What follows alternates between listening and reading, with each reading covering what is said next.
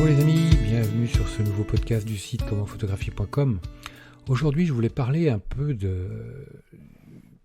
vous des petits effets spéciaux, des petites choses relativement simples qui permettent de faire des images un peu différentes, de jouer un peu avec l'exposition, les couleurs, les choses comme ça.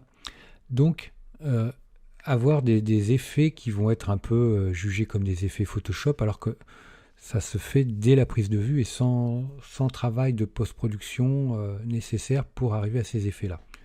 Alors, bien souvent, la solution, ça va être de faire nos photos avec un temps de pause relativement lent. C'est de jouer avec la vitesse, justement. Donc, on peut avoir des mouvements, par exemple, on peut faire un peu avec, comme si on faisait un filtre avec un flou radial, c'est-à-dire un flou rond en rond. On prend l'appareil photo, on met un temps de pause d'une demi-seconde et on tourne l'appareil photo sur l'axe de l'objectif. On fait un pivot, on fait pivoter l'appareil photo dans un sens et dans l'autre de façon relativement rapide et on a l'équivalent d'un flou radial au niveau de notre photo.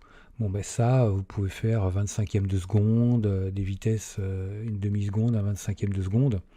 L'objectif, ça ne sera pas d'être net partout, bien sûr, parce que l'objectif, c'est de jouer avec le mouvement. Alors, sur quel sujet ça peut être intéressant ? Ça peut être intéressant sur des sujets comme des fleurs, des choses colorées, parce que le mouvement avec les couleurs va donner des mélanges relativement visuels qui seront esthétiques visuellement et qui vont à rapporter en plus une qualité visuelle supérieure au niveau de l'image. Parce que si vous faites cet effet-là sur quelque chose d'assez uniforme, ça va être relativement mou et le mouvement ne sera pas mis en avant. Ne sera pas bien mis en valeur. Donc systématiquement, privilégier des sujets colorés. Alors ça peut être dans la campagne, dans la végétation, dans la nature, des fleurs, des choses comme ça. Moi je sais que j'avais fait une vidéo à ce sujet dans le passé et je m'étais aidé d'un champ de colza. Parce que le champ de colza, on a du jaune, on a du vert, il y avait le ciel bleu en même temps. Donc on avait différentes textures, différentes couleurs qui se mariaient très bien avec l'effet. Donc à vous de trouver des sujets, des choses un peu équivalentes. Alors, le mode, techniquement, ça va se passer comment ? On va utiliser le mode priorité-vitesse. On va prendre une vitesse, on l'a dit, une demi-seconde, un 25e de seconde. On va, en fonction des mouvements que vous faites, donc tout ça, il faudra tester plusieurs vitesses. Vous prenez une sensibilité ISO qui va être adaptée. Souvent, on va faire ça un jour où il y a du beau temps, où il y a du soleil. Après, si le temps est couvert, ça marche aussi, de toute façon, mais adaptez votre sensibilité ISO. S'il fait beau, s'il y a du soleil, vous mettez 100 ISO, 200 ISO, ça fonctionne très bien. Si vous avez un temps couvert, vous mettez 400 ISO, et puis ça fonctionnera également très bien. Ensuite, vitesse, on vient de la voir. Et puis, l'appareil photo vous mettra un diaphragme adapté pour avoir une bonne exposition. Donc là-dessus, vous voyez, rien de très compliqué. Le tout, la clé du succès, ça sera dans votre mouvement. Donc à vous de travailler ce mouvement, de faire des tests. N'hésitez pas à multiplier les images parce que dans l'eau, les premières ne seront peut-être pas forcément les mieux réussies. Ou alors parfois, ce qui arrive, c'est qu'on a un peu la chance du débutant. La première photo est extraordinaire. L'effet escompté est là. Et puis après, on aura 1000 peines pour arriver à refaire ce qu'on a fait une première fois. Donc ça peut arriver. Donc ne vous inquiétez pas. Recommencez, refaites des différents essais et à un moment donné vous maîtriserez les choses de mieux en mieux. Vous pouvez également adapter la vitesse si la vitesse est trop lente, trop longue, donc raccourcissez-la ou inversement, c'est à vous de voir si la vitesse est adaptée à votre mouvement. On peut également, si vous avez un objectif zoom, de faire des effets de zooming, c'est-à-dire que vous prenez une pose relativement lente, toujours pareil. Au niveau technique et réglage, on ne va pas bouger, mais vous allez, vous allez pouvoir le faire si vous avez un zoom.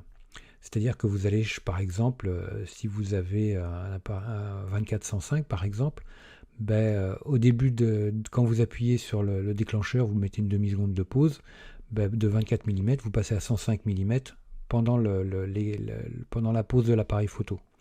Donc c'est là où, on va pas prendre une seconde de pause, mais vous pouvez prendre 25e de seconde, une demi-seconde, et là vous allez voir un mouvement qui va être un mouvement un peu dynamique avec les éléments qui partent vers les coins de l'image, avec une zone qui va être plus ou moins nette, qui va être au centre là où pointait votre appareil photo.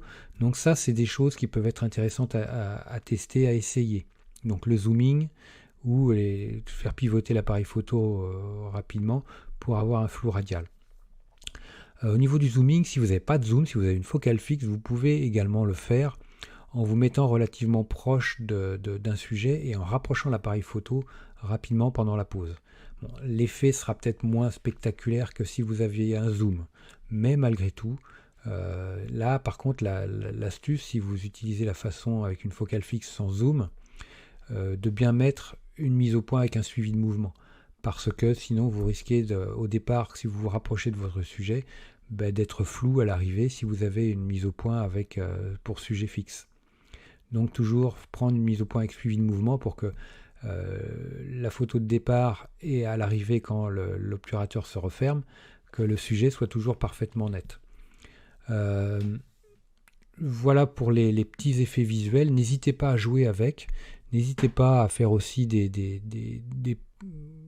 comment dire, ça s'apparente également au suivi de mouvement quand on a des éléments en mouvement qui passent. Quand on les suit, on met une vitesse un peu plus lente pour les garder nets dans le suivi et avoir le décor complètement flou. C'est ni plus ni moins dans cette même veine-là, tout simplement. Alors ça, ce sont des choses qui se travaillent, où il faut pratiquer pour s'améliorer, affiner un peu sa technique et mieux la maîtriser. Donc là, c'est pareil, les amis, n'hésitez pas à pratiquer, même si au départ, c'est pas forcément tip-top, c'est pas grave. Rassurez-vous, ça va venir. Ça demande un peu plus de temps et de remettre son ouvrage sur le métier. Voilà les amis, écoutez, un petit like, ça me fera super plaisir. Moi, je vous like super fort. N'hésitez pas à partager ce podcast. N'hésitez pas à vous y abonner si ce n'est pas déjà fait. N'hésitez pas à le partager. N'hésitez pas, si vous avez des astuces, des idées dans le même style, à me les laisser en commentaire. Et puis, je vous dis à très vite pour de nouvelles aventures. Ciao les amis. Dernière petite chose avant de se quitter, si ce n'est pas déjà fait, je vous encourage à faire partie de ma liste de contacts pour bénéficier de conseils quotidiens, d'astuces photographiques, de choses vraiment utiles et intéressantes à connaître, à savoir, ou à se faire rafraîchir la mémoire sur certains sujets. Il y a toujours un intérêt à avoir un petit lien entre nous au niveau quotidien. Il y a aussi quelques réclames commerciales, je dirais, de temps en temps. Voilà, donc n'hésitez pas à aller voir sur les formulaires du site comment-photographier.com. Vous en avez sur les articles au niveau de la colonne de droite ou autrement en bas d'article, vous avez des formulaires un peu partout et vous pourrez comme ça ainsi faire partie de la liste de contacts. Autre chose également, actuellement il y a 50% de réduction sur toutes les formations du site commentphotographier.com. Donc vous allez sur le site commentphotographier.com et vous allez sur la page formation tout simplement, ou alors comment-photographier.com/formation photo. Mais allez sur le site, ça sera beaucoup plus simple. Donc vous avez 50% avec le code 5050 en chiffre arabe et vous pourrez bénéficier de toutes les formations à moitié prix. Vous avez une quarantaine de formations sur la photo de paysage, vous avez des formations sur le portrait, vous avez des formations sur les photos d'enfance, sur les photos flash, sur la photo culinaire, j'en passe et des meilleurs les amis. Donc ne vous privez pas, c'est actuellement avec le code promo 50 50%. Voilà les amis, je vous dis à très vite pour de nouveaux podcasts. Ciao.